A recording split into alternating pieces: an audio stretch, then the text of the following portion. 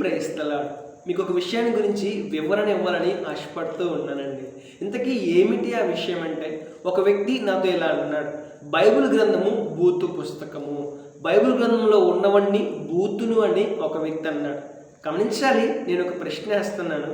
Bible గ్రంథము బూతు పుస్తకం అయితే, అందులో ఉన్న విషయాలన్నీ బూతులే అయితే, దొంగలు ఎందుకు మారుతున్నారు, వ్యభిచారులు ఎందుకు మారుతున్నారు, మోసకారులు ఎందుకు మారుతున్నారు, బందిపోటు దొంగలు ఎందుకు మారుతున్నారు, ఇతరులను ఇబ్బందులు పెట్టి ఇతరుల యొక్క సొమ్మును అన్యాయంగా తీసుకునే వాళ్ళు ఎందుకు మారుతున్నారు?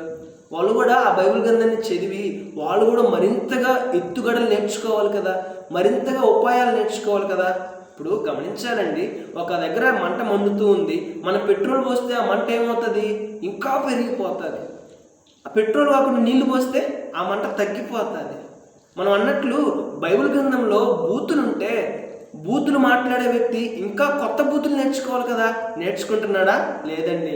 బూతులు మాట్లాడే వ్యక్తి బూతులు ఆపేస్తున్నాడు, అబద్ధాలు చెప్పే వ్యక్తి అబద్ధాలు ఆపేస్తున్నాడు, వ్యభిచారం చేస్తున్న వ్యక్తి వ్యభిచారం ఆపేస్తున్నాడు, తాగుడు కలిగిన వ్యక్తి తాగుబోతానని విడిచిపెట్టేస్తున్నాడు, అక్రమ సంబంధాలు ఉన్న వ్యక్తి అక్రమ సంబంధాలు విడిచిపెట్టేస్తున్నాడు. ఎందుకు విడిచిపెట్టేస్తున్నాడు? దేవుడు హెచ్చరిస్తున్నాడు.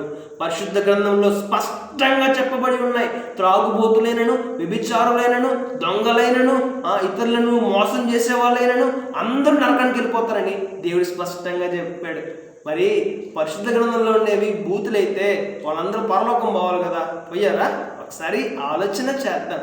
ఒక మాట మనం అనే ముందు అది నిజమా కాదా అని పరీక్షించి అనాలి. ఒకసారి ఆలోచించేద్దాం, మన జీవితాన్ని మార్చుకుందాం. బైబిల్ గ్రంథము పరిశుద్ధ గ్రంథము అన్న సత్యాన్ని గుర్తిద్దాం, బూతు గ్రంథము అన్న అబద్ధాన్ని మర్చిపోదాం. May God bless you all.